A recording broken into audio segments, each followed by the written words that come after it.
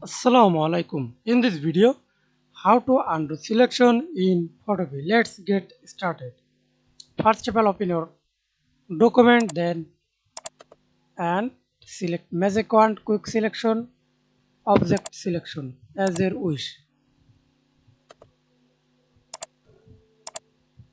I select to this object and undo, hold Alt or minus icon, or hold Alt